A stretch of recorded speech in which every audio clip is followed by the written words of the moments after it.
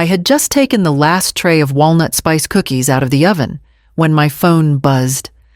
The smell of cinnamon still lingered in the kitchen, warm and familiar.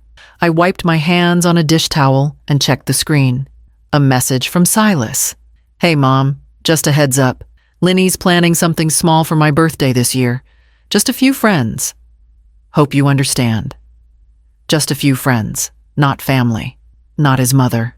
I stared at the message, the steam from the cookies curling around my wrist. I typed out a quick, "Of course, honey. Hope it's a wonderful night," and added a little cake emoji. Then I set the phone down, face down. I didn't say anything to anyone, not even to Mr. Theo, when I passed by his watch shop later that afternoon to drop off a few pastries like I do most Thursdays. He offered me his usual wink and a mug of that dark coffee he knows I can't stand, but always sip out of politeness. He asked how Silas was. I said he was well. That was true enough. That night, I curled up on the living room couch with a book I didn't read and a television I didn't turn on. Around 9, I made the mistake of opening my phone again. Linny had posted photos. Balloons. A sleek white cake with chocolate curls. A crowd of stylish friends raising glasses. She'd written, "Full house tonight. Birthday love to my one and only." In one photo, I caught a glimpse of the cake, pistachio and chocolate, the exact combination I used to make when Silas was a boy, and said chocolate on its own was too boring. I didn't cry. I didn't even blink for a long while. I just sat there, holding the phone, letting the screen light wash over me. Then I got up, opened the hallway cabinet, and reached for the small oak box I hadn't touched in years. The box was exactly where I'd left it top shelf behind a stack of old tea towels I never used anymore. It was lighter than I remembered, the corners still worn smooth from the years it had traveled in Ray's pocket before Silas ever touched it. I brought it down carefully and laid it on the table beside the half-eaten cookie tray. I hadn't opened it in over a decade. The lid creaked faintly. Inside, wrapped in soft navy felt, was Ray's pocket watch. Its brass had dulled slightly, but the weight of it in my hand was solid, familiar. The glass face had a fine crack along the edge from when Silas dropped it at 13, the night he wore it for the first and only time. He'd been pretending to be grown, pacing the hallway with it tucked into his vest pocket, asking me what time it was, even though he could see the kitchen clock. He had called it important man's jewelry. After Ray died, Silas never asked for it again. I kept it here tucked away like a promise I couldn't quite let go of. I wound it gently, though I knew it wouldn't tick. The mechanism had been stiff even before the fall. Still, I listened, hoping for something. Silence.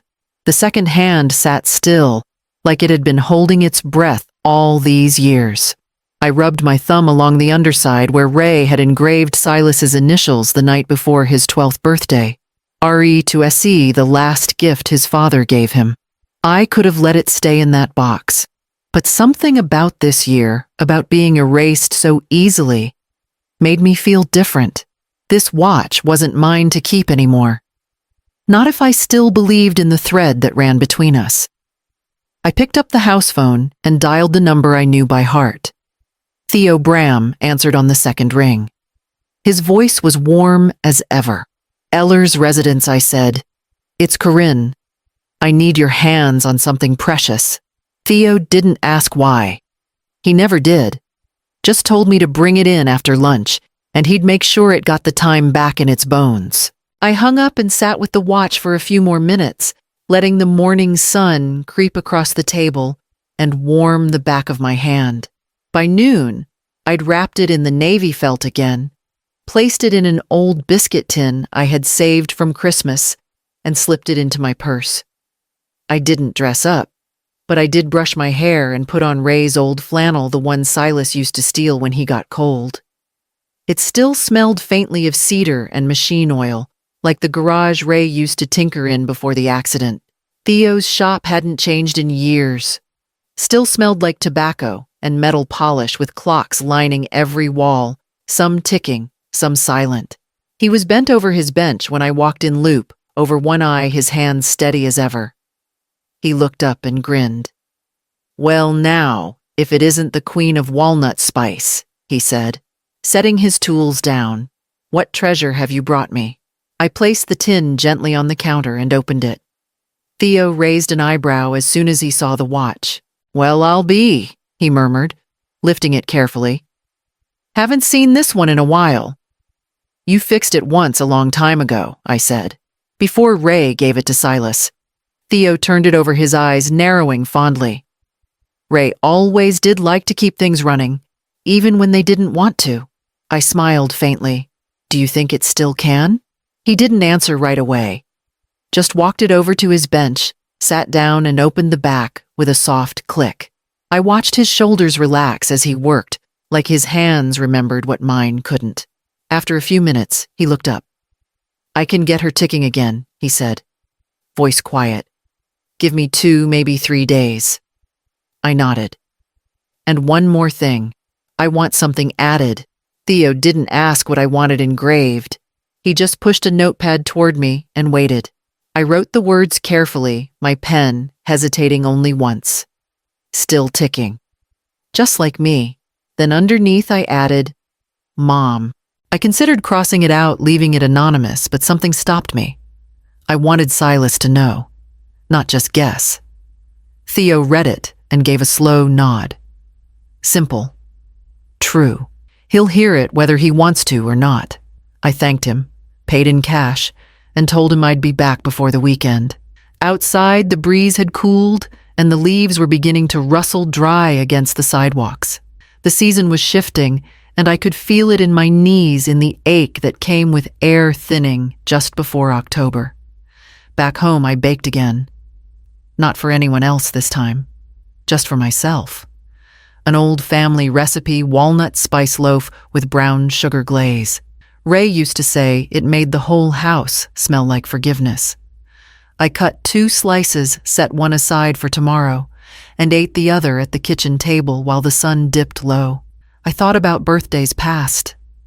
Silas blowing out candles with frosting on his nose, sitting cross-legged on the floor surrounded by wrapped books and plastic dinosaurs. There was one year he cried when his balloon popped, and Ray had gone out in the rain just to buy another.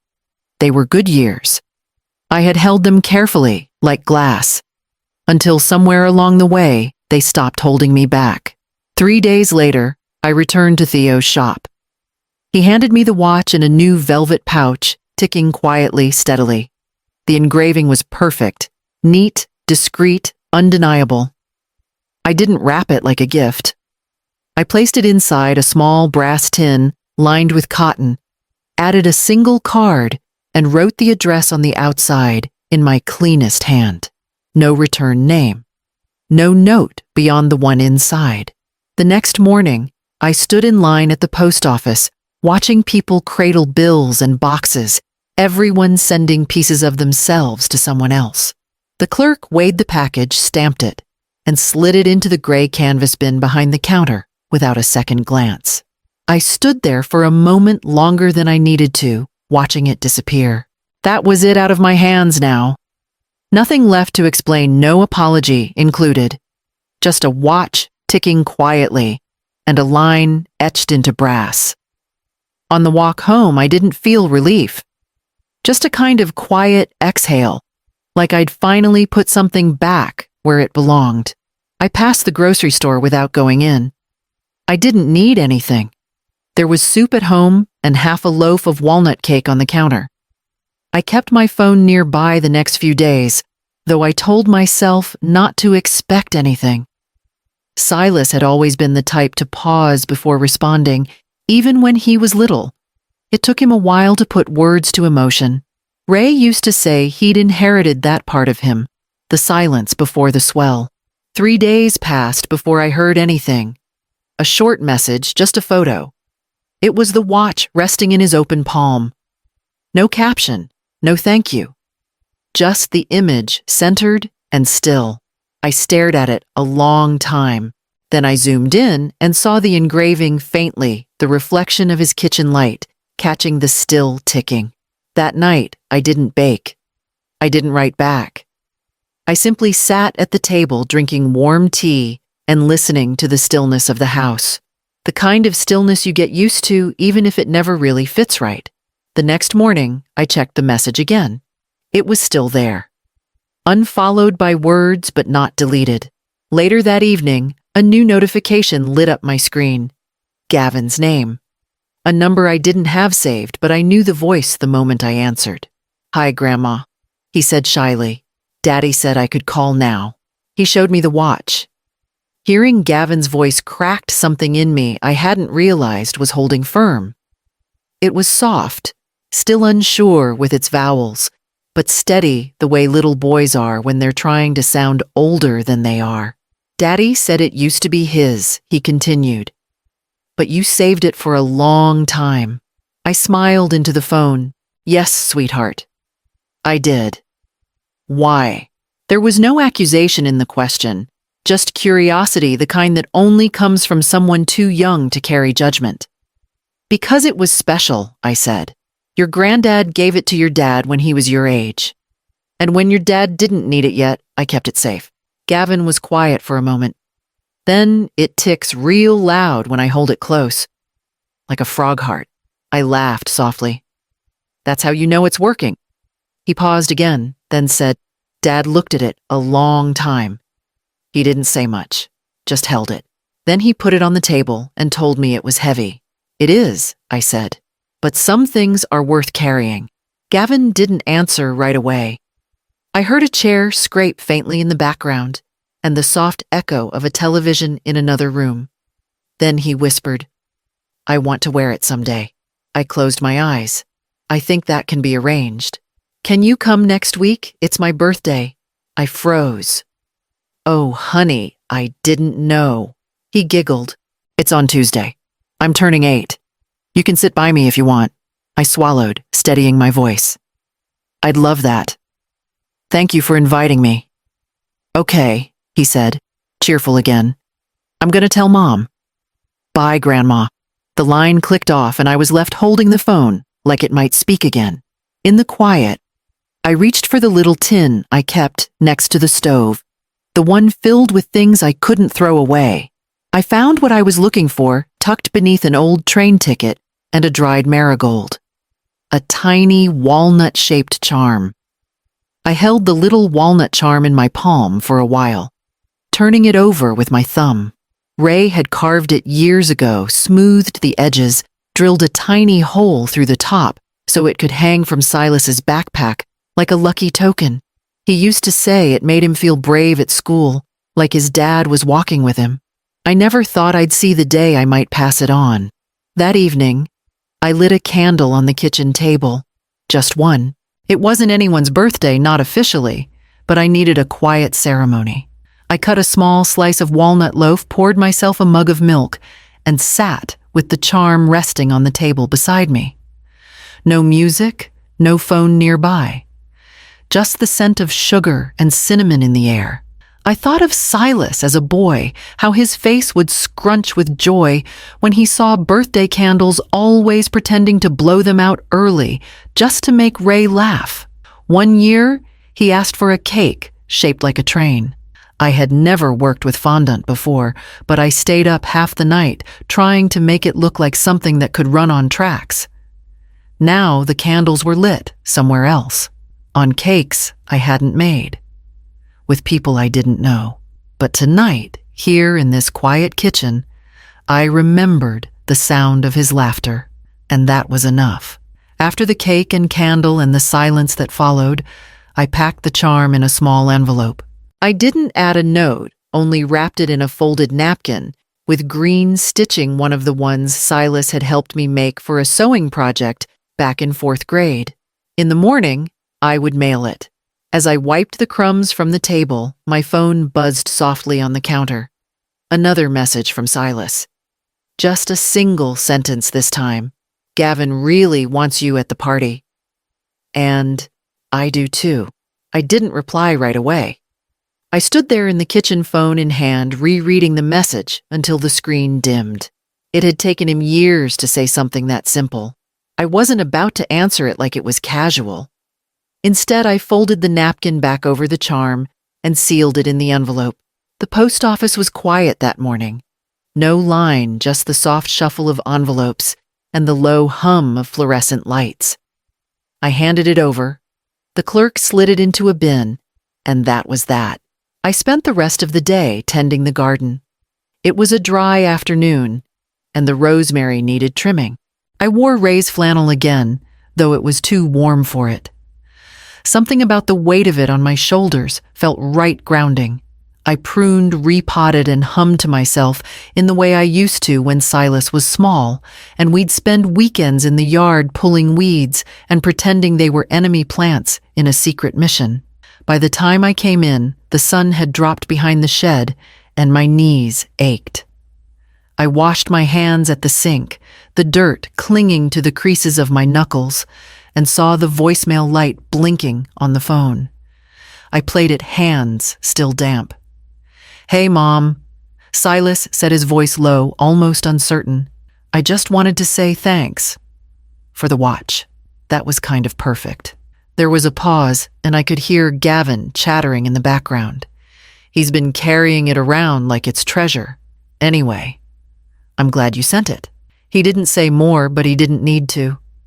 There was something different in his voice. Softer, less held back. I sat at the table and listened to it again, then again once more. Then I deleted it, not to forget it, but because I finally didn't need to replay it to believe it. The next morning the house phone rang before breakfast. Gavin again. His voice was bright with excitement. "Grandma, guess what I found on the kitchen table? I found the walnut." Gavin shouted through the phone as if he were reporting treasure. I smiled before I even answered. "Did it look familiar?" "It's small," he said, "but it feels like it has something inside." "Daddy says." "Grandpa carved it." "He did," I said softly. "He made it for your dad when he was just about your age. Said it was for courage." "Like superhero courage?" Gavin asked. "Maybe not that flashy?" I chuckled, "but the kind you need when you're nervous or feeling left out. It's quiet courage. The best kind." There was a pause on the line. "I'm bringing it to school on Tuesday, for show and tell." I imagined him at his desk holding it up with both hands, like something sacred, explaining how his grandpa carved it and how it ticked, even though it had no gears. That's how kids talk about love through objects they don't fully understand, but somehow feel.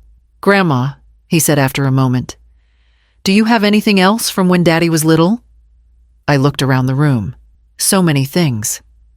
So many years folded into corners, pressed into drawers. I could have listed them all. But instead, I said, "I'll bring something with me when I see you next week." "Okay," he said, pleased. "We're making cupcakes. You can help frost them." "Dad's not good at it." I laughed. "Well, I've had some practice." He passed the phone to Silas after that. His voice was calm, clearer than the voicemail. "I didn't know what to say when the watch showed up," he said. "It hit me harder than I thought." "It wasn't meant to hurt," I said. "I know. It didn't. Not really. It just reminded me." I let the silence settle, not filling it. "We're looking forward to seeing you," he said after a beat. "It'll be good to have you here." And I believed him.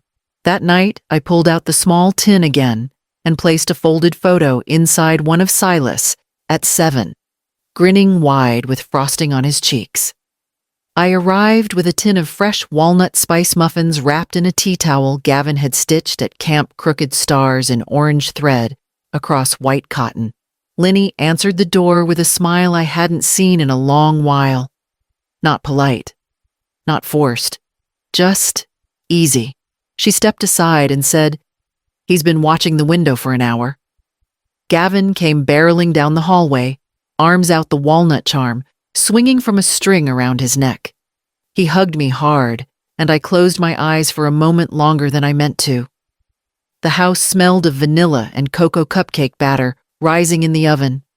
Silas was already in the kitchen, sleeves rolled up smears of frosting along his wrist. He looked up, caught my eye, and smiled. "Hey, Mom?" "Hey." He took the tin from my hands gently, like it was something fragile. He's been talking about your cake all week. I figured muffins might travel better, I said. They'll disappear faster too, he replied, and I could hear the warmth in it. We sat around the table while Gavin recited the names of everyone in his class and which cupcake flavor they liked best. His fingers traced the old photo I'd brought 7-year-old Silas with green frosting on his chin. He looked at it like it was magic. Dad, were you really that messy? Silas leaned over his shoulder. Messier. Later, while the cupcakes cooled and Gavin was in the living room laying out party hats, Silas leaned against the counter beside me. He picked up the watch, which now lived in a small glass dish near the sink. It's ticking again, he said. I nodded. So are we. He looked at me, then really looked. Thank you for not giving up. I never mailed it to make you feel guilty, I said. Only to help you remember. He smiled. I did. Outside, a car pulled up first guest of the day. Gavin squealed from the window, and I stayed right where I was in the kitchen, frosting knife in hand, exactly where I was meant to be.